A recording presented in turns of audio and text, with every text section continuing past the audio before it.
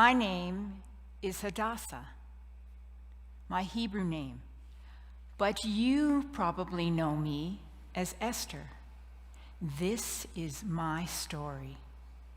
Although it took place many, many years ago when I was a young woman, about 19 years old, I still remember it like it happened yesterday.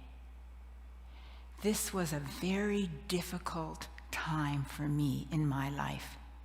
You have heard how I became the wife of King Xerxes and the Queen of Persia. For my safety, Mordecai, who was my guardian and my cousin, told me that I should be very careful and not tell anyone in the court that I was a Hebrew woman, that I was Jewish. Mordecai was an official in the court. You have also heard the terrible news about Haman, who hated the Jewish people. And he manipulated King Xerxes so that he would put out an edict all over the kingdom to kill the Jews, to annihilate them. And when Mordecai heard this, he put on sackcloth and he put ashes on his body, a sign of mourning. And he sat out in the palace gate as a protest. A little while later, Hagel, the eunuch, and some of my maidservants came to me and told me that he was there. I had no idea why he was there. I didn't know what was going on, but I was worried for him. And so I sent some garments out that he could put on so he could enter the palace. But he denied the garments. He didn't want them. But he sent a message to me that told me about the decree. He also sent me a copy of the decree so that I could see it and see what was going to happen to the Jewish people. And then he charged me to go to the king and plead for the lives of our people. I was so frightened. I sent back a message to Mordecai, and I said, I can't do it. I cannot do it. I cannot do it because you can't approach the king without him summoning you.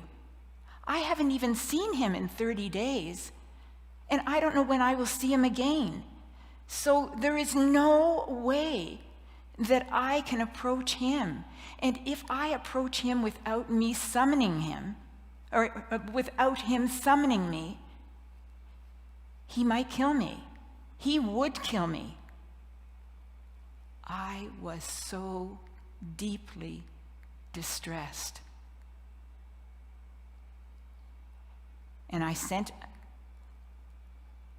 back a message to Mordecai and asked him to relieve me of this obligation. And Mordecai sent a message back to me and said, Hadassah, you have to go to the king. Don't think for one moment that you're going to be safe because you live in the palace.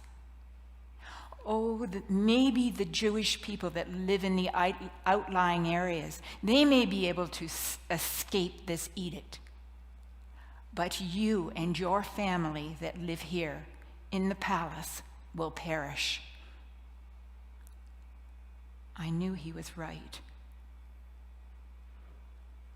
And he also said to me, perhaps this is the reason that you have been raised to royal status, just for such a moment as this. He had more faith in me than I did.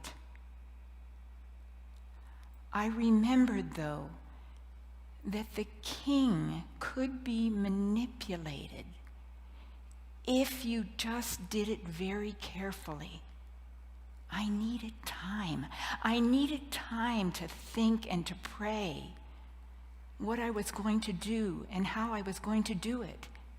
So I went to Mordecai and I said, Mordecai, could you gather up all the Jewish people and have them pray and fast for me for 3 days?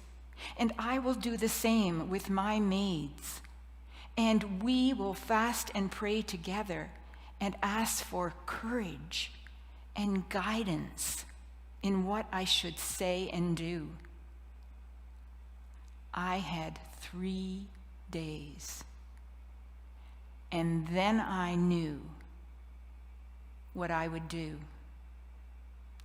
I would go to the king.